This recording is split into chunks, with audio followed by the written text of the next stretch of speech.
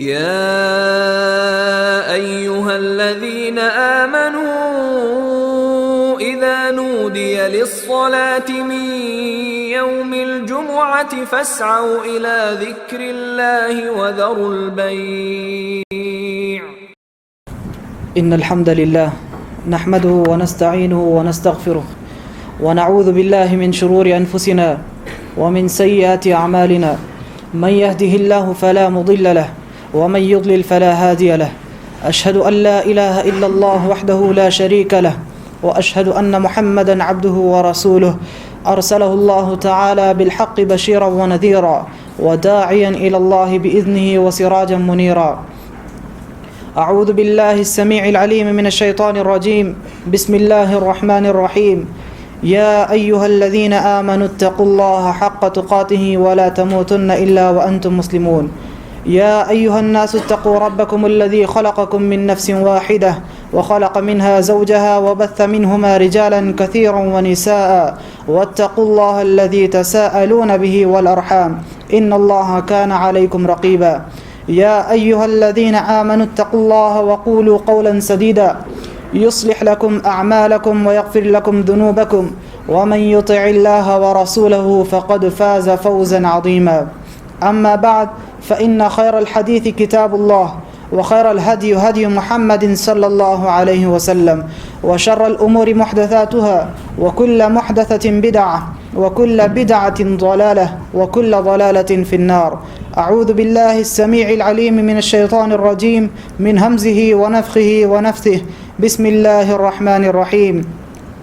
ولقد خلقنا الإنسان ونعلم ما توسوس به نفسه ونحن أقرب إليه من حبل الوريد إذ يتلقى المتلقيان عن اليمين وعن الشمال قعيد ما يلفظ من قول إلا لديه رقيب عتيد.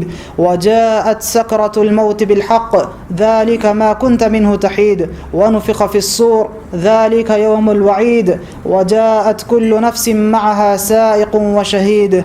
لقد كنت في غفلة من هذا فكشفنا عنك غطاءك فبصرك اليوم حديد. وقال قرينه هذا ما لدي عتيد. ألقيا في جهنم كل كفار عنيد مناع للخير معتد مريب. الذي جعل مع الله إلها آخر فألقياه في العذاب الشديد. قال قرينه ربنا ما أطغيته ولكن كان في ضلال بعيد. قال لا تختصموا لدي وقد قدمت إليكم بالوعيد ما يبدل القول لدي وما أنا بظلام للعبيد.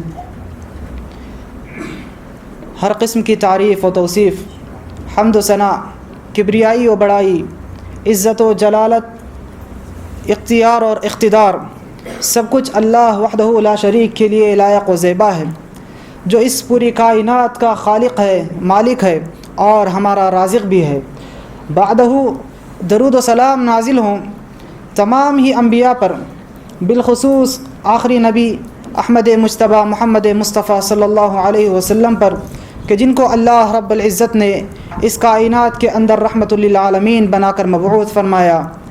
محترم حاضرین، اس مختصر سی حمد و ثنا کے بعد قبل اس کے کہ میں اپنی بات شروع کروں، ایک بات بتا دیتا ہوں، وہ یہ کہ میں نے ابھی دیکھا کہ جب اذان ہو رہی تھی تو بعض لوگ آئے اور اذان ہونے کا انتظار کرنے لگے کھڑے ہو کر، حالانکہ ان کو یہ کرنا چاہیے تھا کہ وہ اذان کا تو خیال کرتے، یہ الگ بات ہے، اذان کی اپنی جگہ اہمیت ہے، لیکن رسول اکرم صلی اللہ علیہ وسلم کے بارے میں حدیث میں آتا ہے کہ ایک مرتبہ نبی کریم صلی اللہ علیہ وسلم خطبہ جمعہ دے رہے تھے، تو ایسے وقت میں ایک صحابی آ کر بیٹھ گئے مسجد میں، تو نبی کریم صلی اللہ علیہ وسلم نے ان سے کہا کہ اٹھو اور نماز پڑھو 2 رکعت۔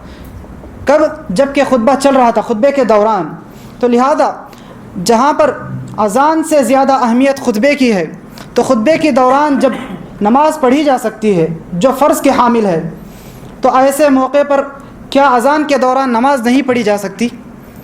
لہذا جو بھی آتے ہیں احباب، تو ان کو چاہیے کہ وہ پہلے وہ اذان تو سنیں، لیکن اذان کے دوران یہ نماز پڑھنا یہ بہت ضروری ہے، پہلے نماز پڑھ کے بیٹھ جائیں، اور یہ ایک تہذیب بھی ہے اسلام کے اندر۔ لہذا بات یہ معلوم ہوئی کہ اذان کے وقت، اذان کے دوران جب اذان ہوتی رہتی ہے، ایسے وقت میں آنے والا شخص نماز پڑھ لے گا، اذان کا خیال کیے بغیر نماز پڑھ کے بیٹھ جائے گا، پھر اگر موقع ہو اذان چل رہی ہو تو اذان کا جواب دے گا اور دعا پڑھے گا۔ محترم حاضرین گرامی، میں اپنی اصل بات کی طرف آنا چاہتا ہوں۔ آج ہم لوگ مسلمان جو توحید پرست ہیں، الحمدللہ اللہ تبارک و تعالیٰ کی عبادتیں کرتے ہیں، مختلف طرح کی اللہ کی عبادت کرتے ہیں، اللہ تبارک و تعالیٰ کے اذکار کرتے ہیں، اللہ تبارک و تعالیٰ کے کلام کی تلاوت کرتے ہیں، اور اسی طرح سے نفل نمازیں ہیں، فرائض ہیں، ان سب کی پابندی کرتے ہیں۔ لہذا ایسے موقع پر آج بھی ہم لوگ یہاں اللہ تبارک و تعالیٰ کی عبادت کرنے کی خاطر جمعہ کے دن جمع ہوئے ہیں۔ لہذا ایسے موقعوں پر جب بھی ہم عبادت کرتے ہیں، سب سے پہلے تو ہونا یہ چاہیے کہ ہم اللہ تبارک و تعالیٰ کا شکر ادا کریں، کیونکہ ہم لوگ جو عبادت کر رہے ہیں اللہ کی، یہ اللہ تبارک و تعالیٰ کی طرف سے ہمیں توفیق ملتی ہے عبادت کرنے کی، ورنہ کئی ایسے بندے ہیں اللہ تبارک و تعالیٰ کے جو مسلمان ہونے کے باوجود بھی، توحید پرست ہونے کے باوجود بھی نمازوں سے دور ہیں، اللہ کی یاد سے دور ہیں، اللہ تبارک و تعالیٰ کے اذکار سے دور ہیں۔ لہذا اللہ تبارک و تعالیٰ جس کو ہدایت دیتا ہے، توفیق دیتا ہے، ایسا بندہ اللہ تبارک و تعالیٰ کی عبادت کرتا ہے۔ لہذا ایسے موقعوں پر چاہیے کہ ہم اللہ تبارک و تعالیٰ کا شکر بجا لائیں کہ اللہ تبارک و تعالیٰ نے ہمیں اس کی عبادت کرنے کی توفیق دی ہے۔ اللہ تبارک و تعالیٰ قرآن مجید کے اندر ارشاد فرماتا ہے وَلِتُكَبِّرُوا اللَّهَ عَلَى مَا هَدَاكُمْ وَلَعَلَّكُمْ تَشْكُرُونَ، کہ اللہ تبارک و تعالیٰ نے تمہیں اس کی ہدایت جو دی ہے، اس کی عبادت کرنے کی، اس پر اللہ کی پاکی بیان کرو، اس کی بڑائی بیان کیا کرو اور شکر کیا کرو کہ اللہ تبارک و تعالیٰ نے تمہیں نیک ہدایت دی، اچھے اعمال کی توفیق دی۔ اور قرآن کے اندر آتا ہے کہ کل قیامت کے دن جب اللہ تبارک و تعالیٰ اپنے بندوں کے درمیان فیصلہ کر دے گا تو جہنمی جہنم میں چلے جائیں گے، جنتی جنت میں چلے جائیں گے، تو جیسے ہی جنتی جنت میں جائیں گے تو ان کی زبان سے نکلنے والا پہلا کلمہ یہی ہوگا الحمدللہ الذی ہدانا لہذا وما کننا لنہتدی لولا ان ہدانا اللہ، کہ ہر قسم کی تعریف ہے اس ذات کے لیے کہ جس نے ہمیں اس مقام تک پہنچایا، ہمیں جنت تک پہنچایا۔ اگر وہ ہمیں اس مقام تک نہ پہنچاتا، ہمیں ہدایت نہ دیا ہوتا تو اس مقام تک رسائی ہماری کبھی ممکن نہ ہوتی۔ لہذا ہمیں بھی یہ ہونا چاہیے کہ ہم جب کبھی اللہ کی عبادت کرتے ہیں، ایسے موقعوں پر اللہ تبارک و تعالیٰ کا شکر بجا لائیں۔ اور بعض بندے ایسے بھی ہیں جو کبھی اللہ کی عبادت کر لیتے ہیں تو غرور اور تکبر میں مبتلا ہو جاتے ہیں۔ ایسا بھی نہیں ہونا چاہیے کہ بندہ عبادت کر کے خوش ہو کر غرور اور تکبر میں مبتلا ہو جائے، ایسا ہرگز نہیں ہونا چاہیے، کیونکہ عرب کے دور، نبی کریم صلی اللہ علیہ وسلم کے دور میں عرب کے چند بدو نبی کریم صلی اللہ علیہ وسلم کے پاس آتے تھے اور کہا کرتے تھے اے اللہ کے رسول، ہم آپ پر ایمان لے آئے ہیں، ہم آپ پر ایمان لے آئے ہیں، ہم آپ کے ساتھ جنگوں میں شریک ہوتے ہیں، ہم آپ کی مدد کرتے ہیں۔ اللہ تبارک و تعالیٰ کو ان کا یہ کہنا پسند نہیں آیا، وہ دراصل احسان جتلایا کرتے تھے۔ اللہ تبارک و تعالیٰ نے ان کا جواب دیتے ہوئے ارشاد فرمایا یمنون علیک ان اسلموا قل لا تمنوا علی اسلامکم بل اللہ یمن علیکم ان ہداکم للایمان ان کنتم صادقین۔ فرمایا اللہ تبارک و تعالیٰ نے کہ وہ لوگ ایمان لے آئے ہیں، اسلام قبول کیے ہیں، اس لیے آپ پر احسان جتلاتے ہیں۔ آپ کہہ دیجئے لا تمنوا علی اسلامکم، تمہارا اسلام لانا آ کر مجھ پر نہ جتلاؤ، اسلام لانے کی وجہ سے آپ پر مجھے آ کر احسان نہ جتلاؤ۔ لہذا اللہ تبارک و تعالیٰ ہی تم پر احسان جتلاتا ہے کہ اس نے ایمان کی تمہیں ہدایت دی، ورنہ اللہ تبارک و تعالیٰ ہدایت نہ دیا ہوتا تو تم کبھی اسلام قبول نہ کرتے، ایمان نہ لاتے۔ لہذا محترم حاضرین گرامی، بندہ مومن اگرچہ کہ اگر پوری ساری زندگی بھی عبادت کر لے، پوری زندگی بھی اس کی عبادت میں گزر جائے، لیکن کل قیامت کے دن جب بندہ اپنے اعمال کو دیکھے گا تو یقین مانیے کہ اس کی ساری زندگی میں جو کی ہوئی عبادت ہے اس کو وہ حقیر جانے گا، حقیر سمجھے گا۔ حدیث میں آتا ہے نبی کریم صلی اللہ علیہ وسلم نے ارشاد فرمایا لو ان رجلا يخر على وجهه من يوم ولد الى يوم يموت هرما في مرضات الله عز وجل لحقره يوم القيامة۔ فرمایا نبی کریم صلی اللہ علیہ وسلم نے کہ اگر کوئی آدمی اس دن سے، جس دن وہ پیدا ہوتا ہے، اس وقت سے لے کر سجدے میں پڑا رہے، اس دن تک جس دن وہ مرتا ہے بوڑھا ہو کر، تو اس وقت تک بھی اگر وہ سجدے میں پڑا رہے تو کل چل کر قیامت کے دن اتنی عبادت کے باوجود بھی اس کی یہ عبادت کو وہ کیا سمجھے گا؟ حقیر سمجھے گا، معمولی سمجھے گا۔ نبی کریم صلی اللہ علیہ وسلم نے یہ بات بتائی ہے۔ لہذا ہم لوگ جو بھی عبادت کر رہے ہیں، ہم لوگوں کو یہ سمجھنا چاہیے کہ ہم لوگ جو عبادت کر رہے ہیں وہ اللہ تبارک و تعالیٰ کی دی ہوئی ہدایت ہے، لہذا اس پر ہمیں اللہ تبارک و تعالیٰ کا شکر بجا لانا چاہیے۔ اور دوسری بات یہ ہے، جب ہم عبادت کرتے ہیں اللہ تبارک و تعالیٰ کی، تو ایسے موقعوں پر جب ہم عبادت سے فارغ ہو جاتے ہیں تو ہم لوگ خوش ہو کر مطمئن نہ ہو جائیں، بلکہ اللہ تبارک و تعالیٰ کے حاضر میں یہ ہم لوگ فکر لگائے بیٹھیں کہ ہم لوگ جو عبادت کیے ہیں، ہم لوگوں سے جو عبادتیں سرزد ہو رہی ہیں، یہ عبادتیں کہاں تک ہماری عبادتیں قبول ہو رہی ہیں اور کہاں تک ہماری عبادتیں قبول نہیں ہو رہی۔ بندے مومن کو یہ فکر ہمیشہ ہونی چاہیے کہ اس کے اعمال جو کر رہا ہے وہ قبول ہو رہے ہیں کہ نہیں ہو رہے ہیں، لہذا یہ فکر ہر ایک کے اندر ہونی چاہیے۔ محترم حاضرین گرامی، حضرت علی رضی اللہ عنہ فرماتے تھے کہ تم لوگ عمل کا جتنا اہتمام کرتے ہو اس سے زیادہ عمل کی قبولیت کی فکر کیا کرو۔ عمل کا جتنا اہتمام کرتے ہیں ہم لوگ، ہمیں چاہیے کہ ہم لوگ جو عمل کر رہے ہیں اس سے زیادہ ہمیں یہ فکر ہونی چاہیے کہ کہیں ایسا تو نہیں ہمیں اتنا عمل کرنے کے باوجود بھی ہمارے کوئی ایسے اعمال تو نہیں کہ جس کی وجہ سے ہمارے نیک اعمال ضائع اور برباد ہو جا رہے ہیں، ہمارے اعمال اللہ تبارک و تعالیٰ کے دربار میں قبول ہو رہے ہیں کہ نہیں ہو رہے ہیں، یہ فکر ہمیشہ ہونی چاہیے۔ محترم حاضرین گرامی، حضرت ابراہیم علیہ السلام جن کو ابو الانبیاء کہا جاتا ہے، اور انہوں نے رضائے الہی کی خاطر ہر قربانی دی، ہر طرح کی قربانی دی، وطن کی قربانی دی، مال کی قربانی دی، والدین کی قربانی دی، رشتہ داروں کی قربانی دی، گھر بار کی قربانی دی، یہاں تک کہ اپنی جان کی قربانی بھی پیش کرتے ہوئے آگ میں کود گئے تھے۔ یہ الگ بات ہے کہ اللہ تبارک و تعالیٰ نے اس آگ کو حکم دے دیا، یا نار کونی بردم و سلاما علی ابراہیم، کہ اے آگ تو ابراہیم کے لیے سلامتی ہو جا، لیکن انہوں نے قربانی تو دی تھی۔ یہی وہ قربانیاں ہیں کہ جن کی وجہ سے اللہ تبارک و تعالیٰ نے حضرت ابراہیم علیہ السلام کو اپنا دوست اور خلیل بنا لیا تھا، جو دوستی کا سب سے بلند معیار ہے، سب سے بلند مقام ہے۔ لہذا حدیث میں آتا ہے کہ حضرت ابراہیم علیہ السلام کو اللہ تبارک و تعالیٰ نے یہ حکم دیا کہ وہ اپنے یعنی اللہ کے محبوب گھر خانہ کعبہ کی اثر نو تعمیر کریں، پھر سے تعمیر کریں۔ لہذا وہ حضرت ابراہیم علیہ السلام مکہ تشریف لاتے ہیں بہت مدت کے بعد، جہاں پر انہوں نے اپنی بیوی اور بچے کو چھوڑ کر گیا تھا، اور وہاں پر آ کر خیریت دریافت کرنے کے بعد اپنے بچے سے کہتے ہیں کہ اے اسماعیل، اللہ تبارک و تعالیٰ نے مجھے حکم دیا ہے کہ میں اثر نو خانہ کعبہ کی تعمیر کروں۔ فرما بردار بیٹا کہتا ہے کہ آپ وہ کیجئے جس کا اللہ تبارک و تعالیٰ نے تمہیں حکم دیا ہے۔ پھر فرماتے ہیں حضرت ابراہیم علیہ السلام کہ اسماعیل، اللہ تبارک و تعالیٰ نے مجھے یہ بھی حکم دیا ہے کہ اس کام میں تم میرا ہاتھ بٹاؤ۔ لہذا جب دونوں مل کر کرتے ہیں یہ کام، تو ایسے موقع پر ابراہیم علیہ السلام ہے جن کا مقام اتنا بلند ہے، اور کیا کر رہے ہیں؟ اللہ تبارک و تعالیٰ کا گھر بنا رہے ہیں، اتنا محبوب کام ہے، لیکن ان کی زبان سے جو کلمہ جاری تھا وہ کیا تھا؟ ربنا تقبل منا انک انت السمیع العلیم وتب علینا انک انت التواب الرحیم۔ اے اللہ، ہم لوگ جو عبادت کر رہے ہیں اس کو قبول فرما، اس کو قبول فرما، اور ہماری گناہوں کو معاف کر دے، تو سننے والا اور جاننے والا ہے۔ محترم حاضرین گرامی، حدیث میں آتا ہے کہ حضرت اہیب نامی ایک تابعی تھے، وہ تابعی جب کبھی یہ آیت پر پہنچتے، یہ آیت پڑھتے تو زار و قطار رونے لگتے اور کہتے یا خلیل الرحمن ترفع قوائم بیت الرحمن وانت مشفق اللہ يقبل من۔ فرماتے تھے کہ اے رحمان کے دوست، اے ابراہیم، تم رحمان کا گھر تعمیر کر رہے ہو، رحمان کے دوست ہو، پھر بھی تم یہ خدشہ لاحق ہے، یہ ڈر لاحق ہے کہ یہ عمل تم سے قبول نہیں کیا جائے گا۔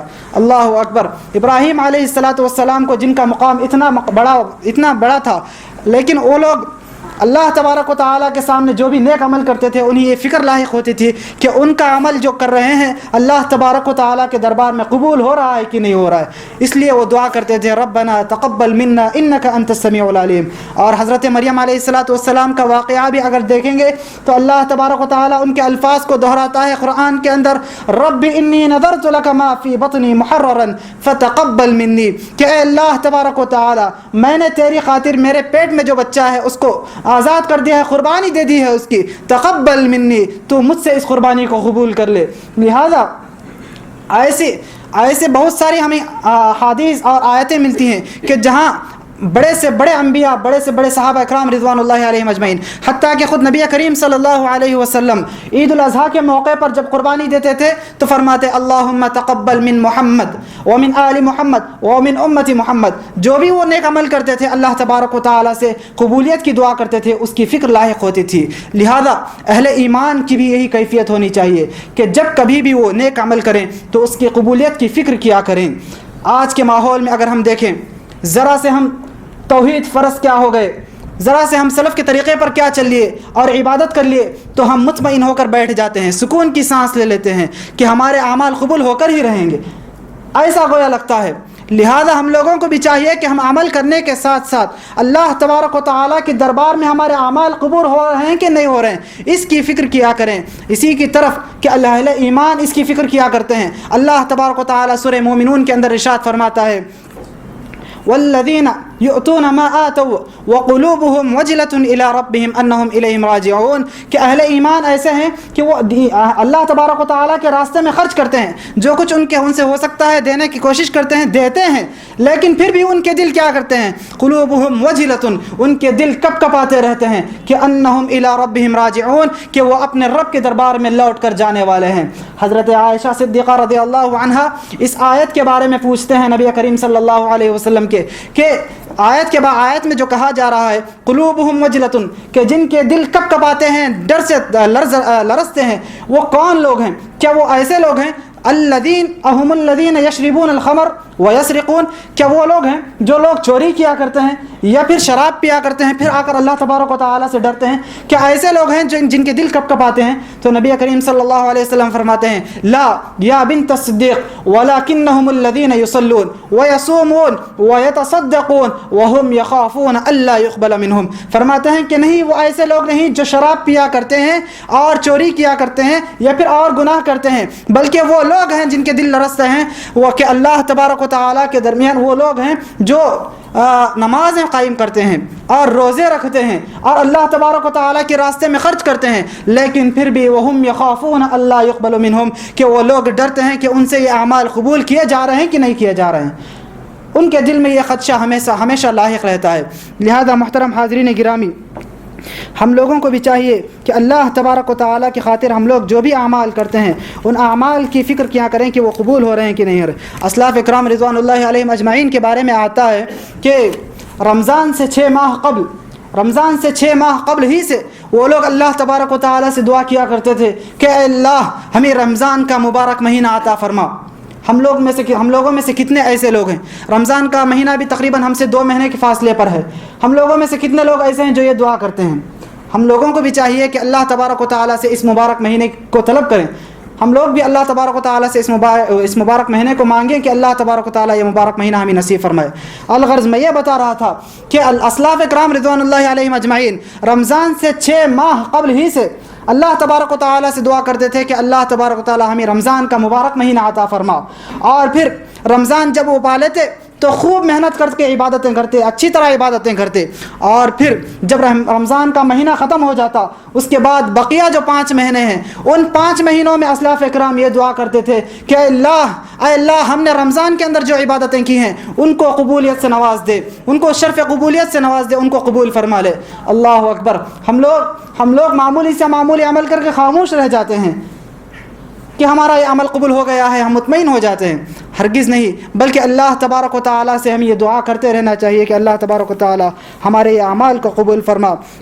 محترم حاضرین گرامی، حضرت عبداللہ بن عمر رضی اللہ عنہ کے بارے میں آتا ہے، ان کے بارے میں آتا ہے کہ جب کبھی وہ یہ آیت پڑھتے تھے وَبَدَا لَهُم مِّنَ اللَّهِ مَا لَمْ يَكُونُوا يَحْتَسِبُونَ، کل قیامت کے دن لوگوں کو وہ ظاہر ہوگا، لوگوں کے لیے اللہ تبارک و تعالیٰ کی جانب سے وہ ظاہر ہوگا جس کا وہ گمان بھی نہیں کیا کرتے تھے. جب کبھی حضرت عبداللہ ابن عمر رضی اللہ عنہ یہ آیت تلاوت کرتے تھے تو زار و قطار رونے لگتے تھے اور کہتے تھے اللہ یا لیت ان اللہ تقبل منی مثقال ذرہ. فرماتے تھے کہ کاش اللہ تبارک و تعالی ذرے کے برابر بھی نیکی میرے سے قبول کر لے. پھر یہ آیت پڑھتے تھے انما یتقبل اللہ من المتقین کہ اللہ تبارک و تعالی تو تقوی والوں سے، متقی لوگوں سے ہی اعمال کو قبول کرتا ہے. لہذا سوچنے کا انداز یہ تھا کہ اللہ تبارک و تعالی کل ایسے اعمال کو ظاہر کرے گا، کل ایسی چیزوں کو قیامت کے دن ظاہر کرے گا جن کا بندہ گمان بھی نہیں کر سکتا تھا. یعنی کہ بندہ یہاں پر اچھے اعمال کیا ہو لیکن کل قیامت کے دن جانے کے بعد وہاں معلوم ہوگا کہ اس کے اعمال ضائع اور برباد ہو گئے ہیں، کچھ کام آنے والے نہیں. لہذا اس ڈر سے حضرت عمر رضی اللہ عنہ روتے تھے اور یہ دعا کیا کرتے تھے. محترم حاضرین اکرام، حضرت فضالہ بن عبید کے بارے میں آتا ہے لو انی اعلم ان اللہ تقبل منی مثقال حبۃ من خردل احب الی من الدنیا وما فیہا. فرماتے تھے کہ اللہ تبارک و تعالی اگر مجھے یہ معلوم ہو جائے کہ اللہ تبارک و تعالی نے ایک رائی کے دانے کے برابر بھی میرا کوئی عمل قبول کر لیا ہے تو یہ چیز دنیا اور وما فیہا سے میرے لیے بہتر ہے. دنیا کے اندر جتنی چیزیں ہیں اس سے زیادہ بہتر میرے لیے یہ چیز ہوگی کہ اللہ تبارک و تعالی ایک رائی کے دانے کے برابر بھی میرے لیے کوئی عمل قبول کر لے. محترم حاضرین گرامی، یہ ضروری نہیں کہ ہم جو کچھ بھی عمل کر رہے ہیں اللہ تبارک و تعالیٰ کے نزدیک قابل قبول ہو کر ہی رہیں. ممکن ہے، بہت ممکن ہے کہ کئی اعمال ایسے ہوں کہ جو اللہ تبارک و تعالیٰ ہمارے رد کر دیتا ہو. حدیث سے معلوم ہوتا ہے، مشہور حدیث ہے کہ نبی کریم صلی اللہ علیہ وسلم نے فرمایا کہ کل قیامت کے دن ایک عالم کو لایا جائے گا، شہید کو لایا جائے گا، مالدار کو لایا جائے گا. اللہ تبارک و تعالی ہر ایک سے پوچھے گا کہ تم نے کیا کیا. شہید کہے گا کہ میں نے تیری راہ میں جہاد کیا، تیری خاطر شہید ہو گیا، تیری خاطر اپنی جان دے دی. اللہ کہے گا جھوٹ کہتا ہے. عالم کہے گا کہ میں نے تیری خاطر علم حاصل کیا اور لوگوں میں علم پھیلایا. اللہ کہتا ہے کہ جھوٹ کہتا ہے. اور اللہ تبارک و تعالیٰ مالدار سے کہے گا کہ میں نے تجھے جو کچھ دیا تھا اس کا کیا کیا، مالداری کا کیا کیا. وہ کہے گا کہ میں نے تیرے راہ میں خرچ کیا ہے، بہت سارے غریبوں کو، محتاجوں کو میں نے مدد کی، ان کی مدد کی ہے، میں نے بہت سارا مال تیری راہ میں خرچ کیا ہے. اللہ تبارک و تعالیٰ کہے گا تو بھی جھوٹ بولتا ہے. تم سب لوگوں نے اس لیے کیا کہ تاکہ تم دنیا میں اس کا صلہ ملے، لہذا تمہیں وہ چیز مل گئی ہے. آج تمہیں کوئی چیز ملنے والا نہیں، کوئی اچھا بدلہ ملنے والا نہیں. پھر ان تینوں لوگوں کو جہنم میں لے کر ڈالا جائے گا، لے جا کر. لہذا محترم حاضرین گرامی، سورہ کہف کے اندر ارشاد فرماتا ہے اللہ تبارک و تعالیٰ قل هل ننبئكم بالاخسرین اعمالا الذین ضل سعیهم فی الحیاۃ الدنیا وهم يحسبون انهم يحسنون صنعا. اللہ تبارک و تعالیٰ کہتا ہے آپ کہہ دیجئے کیا میں تمہیں ایسے لوگوں کے بارے میں نہ بتاؤں جو اعمال کے حساب سے سب سے زیادہ گھاٹے میں ہوں گے، سب سے زیادہ خسارے میں ہوں گے. اللہ تبارک و تعالیٰ کہ الذین ضل سعیهم فی الحیاۃ الدنیا، وہ لوگ ہیں اعمال کے حساب سے سب سے زیادہ گھاٹے میں اور خسارے میں، جن کی دنیاوی زندگی کی تمام تر کوششیں ناکامیاب ہوں گی، برباد ہو جائیں گی. محترم حاضرین گرامی، یہی وہ لوگ ہوں گے جن کو اللہ تبارک و تعالیٰ جو اللہ تبارک و تعالیٰ کو چھوڑ کر کسی اور کو دکھانے کی خاطر عبادت کیے ہوں گے، کئی ایسے اعمال کیے ہوں گے کہ جن کی وجہ سے ان کی نیکیاں ضائع اور برباد ہو گئی ہوں گی. لہذا جب کبھی ہم لوگ یہ چاہتے ہیں، ہم لوگ اللہ کی عبادت کرتے ہیں، تو ایسے وقت میں ہم لوگوں کو چاہیے کہ اس کی قبولیت کی بھی فکر کیا کریں. محترم حاضرین گرامی، جب ہمیں یہ بات معلوم ہوئی کہ اللہ تبارک و تعالیٰ کے ہاں بہت سارے اعمال قبول بھی ہوتے ہیں اور بہت سارے اعمال رد بھی کر دیے جاتے ہیں، آئیے ذرا دیکھتے ہیں کہ اعمال کی قبولیت کے لیے کیا چیز ضروری ہے. ہمارے اعمال، ہم میں کا ہر ایک شخص یہ چاہتا ہوگا کہ وہ جو کچھ بھی عبادت کرتا ہے اللہ کی خاطر، وہ اللہ تبارک و تعالیٰ کے دربار میں قابل قبول ہو. لہذا ایسے موقعوں پر اگر ہم یہ چاہتے ہیں تو ہمیں کیا کرنا چاہیے؟ حدیث سے معلوم ہوتا ہے، قرآن سے معلوم ہوتا ہے کہ قبولیت اعمال کے دو شرائط ہیں قبولیت اعمال کے. اگر ان میں سے ایک شرط بھی مفقود ہو جاتی ہے، ایک شرط بھی کم ہو جاتی ہے، تو وہ عمل قابل قبول نہیں ہوگا. سب سے پہلی شرط کیا ہے؟ اللہ تبارک و تعالی قرآن مجید کے اندر ارشاد فرماتا ہے فَاعْبُدُوا اللَّهَ مُخْلِصِينَ لَهُ الدِّينَ.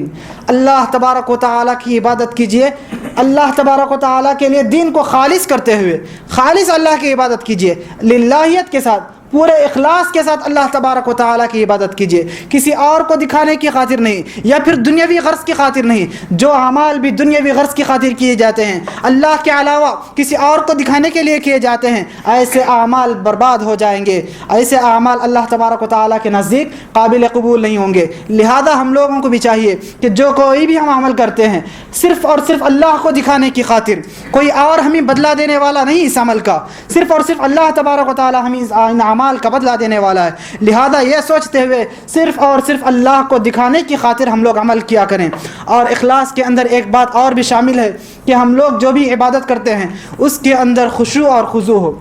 ہم لوگ نمازیں پڑھتے ہیں لیکن ہمارا دل کہیں اور ہوتا ہے، ہم لوگ اللہ کے سامنے تو کھڑے ہیں لیکن ہم لوگ کچھ اور سوچ رہے ہیں، ہمارا ذہن کہیں اور ہے، دنیاوی کاروبار میں لگا ہے، دنیاوی چیزوں میں لگا ہے، گھرانوں میں لگا ہے، بیوی بچوں کے بارے میں سوچ رہے ہیں۔ ایسی نمازیں کوئی فائدہ دینے والی نہیں، کیونکہ ان کے اندر اخلاص نہیں، اللہ کی خاطر خشوع اور خضوع نہیں، اللہ کو دکھانے کی خاطر نہیں۔ لہذا ہم لوگوں کو چاہیے کہ جو بھی عمل کرتے ہیں اخلاص ہو، اس کے اندر خشوع اور خضوع ہو۔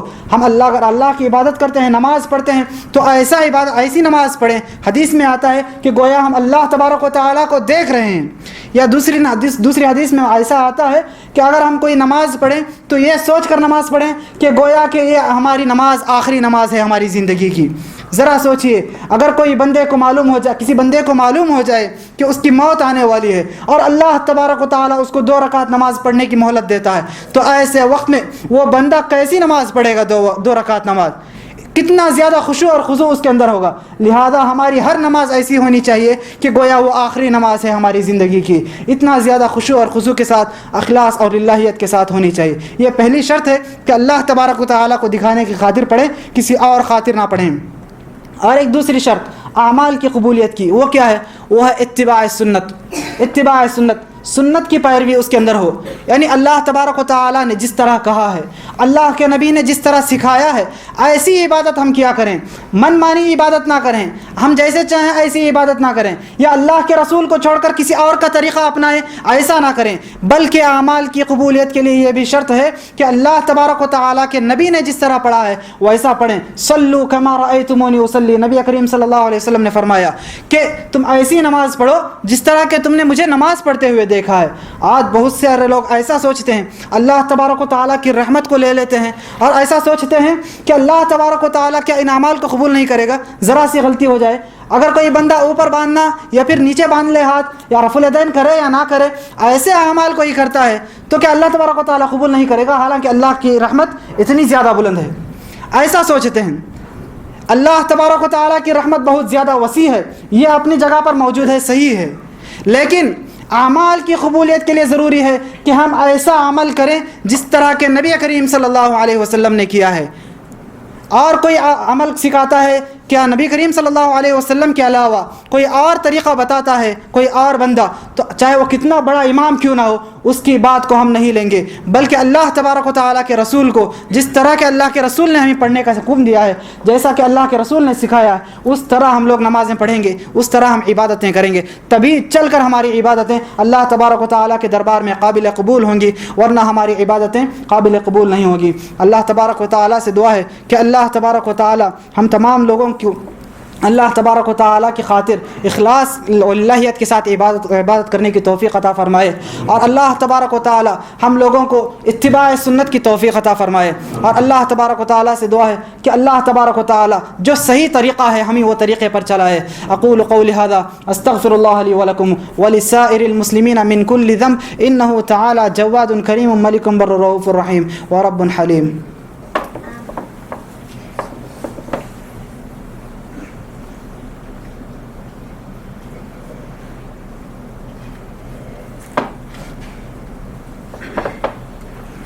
إن الحمد لله نحمده ونستعينه ونستغفره ونعوذ بالله من شرور أنفسنا ومن سيئات أعمالنا، من يهده الله فلا مضل له ومن يضلل فلا هادي له، أشهد أن لا إله إلا الله وحده لا شريك له، وأشهد أن محمدا عبده ورسوله أرسله الله تعالى بالحق بشيرا ونذيرا وداعيا إلى الله بإذنه وسراجا منيرا۔ أما بعد فإن خير الحديث كتاب الله وخير الهدي هدي محمد صلى الله عليه وسلم وشر الأمور محدثاتها وكل محدثة بدعة وكل بدعة ضلالة وكل ضلالة في النار. محترم حاضرین گرامی، میں اپنی آخری بات بتا کر اپنی بات کو ختم کرنا چاہتا ہوں. وہ یہ کہ اسلاف اکرام رحمہم اللہ اجمعین نے اعمال کی قبولیت کی ایک علامت بتائی ہے. اعمال کی قبولیت کی علامت بتائی ہے. فرمایا ایک بندے کو کیسے معلوم ہوگا کہ اس کا عمل قبول ہو رہا ہے کہ نہیں ہو رہا ہے. عبادت کا یعنی اعمال کی قبولیت کی جو طریقہ ہے اس کی علامت ہے وہ بتاتے ہوئے فرماتے ہیں ان من علامات قبول العمل الحسنة بعدها قبول الحسنة بعدها ومن علامات رد العمل العودة إلى المعاصي بعد رمضان. فرمایا کہ عمل کی قبولیت ہونے کی ایک علامت یہ ہے کہ بندہ جب کبھی بھی نیکی کرتا ہے تو اس کے بعد بھی اس کو نیکی کرنے کی توفیق ملتی ہے. اور عمل کی قبولیت کی رد یعنی عمل قبول نہیں ہوا، عمل کے رد کی ایک علامت یہ بھی ہے. فرماتے ہیں کہ العودۃ الی المعاصی بعد رمضان، کہ رمضان کے بعد انسان پھر سے گناہوں کی طرف چلا جائے، یعنی بھلائی کرنے کے بعد انسان پھر سے گناہوں کی طرف چلا جائے. یہ ایک عمل کے قبول نہ ہونے کی دلیل ہے. اسلاف اکرام رحمہم اللہ اجمعین نے فرمایا ہے کہ آج کل بہت سارے لوگ ایسے ہوتے ہیں کہ رمضان میں اللہ تبارک و تعالیٰ کی بہت ساری عبادت کرتے ہیں، لیکن جیسے ہی رمضان چلا جاتا ہے تو اللہ تبارک و تعالیٰ کو بھول جاتے ہیں، جیسا کہ ان پر اتنا ہی ضروری ہے کہ رمضان میں ہی اللہ کی عبادت کریں یا پھر اللہ تبارک و تعالیٰ کو یاد کریں. لہذا ہم لوگوں کو چاہیے کہ ہر وقت اچھے اعمال کرنے کی کوشش کریں تاکہ اللہ تبارک و تعالیٰ ہم سے یہ اعمال قبول کرے اور ہمیں آگے بھی اللہ تبارک و تعالیٰ نیکی کرنے کی توفیق دے. اقول قولی هذا استغفر الله لي ولكم ولسائر المسلمين من كل ذنب. قال الله تبارك وتعالى في القرآن المجيد ان الله وملائكته يصلون على النبي يا ايها الذين آمنوا صلوا عليه وسلموا تسليما. اللهم صل على محمد وعلى آل محمد كما صليت على إبراهيم وعلى آل إبراهيم إنك حميد مجيد. اللهم بارك على محمد وعلى آل محمد كما باركت على إبراهيم وعلى آل إبراهيم إنك حميد مجيد. اللهم انصر من نصر دين محمد صلى الله عليه وسلم واجعلنا منهم آمين، واخذل من خذل دين محمد صلى الله عليه وسلم ولا تجعلنا منهم آمين. عباد الله رحمكم الله، إن الله يأمر بالعدل والإحسان وإيتاء ذي القربى وينهى عن الفحشاء والمنكر ولذكر الله أكبر والله يعلم ما تصنعون.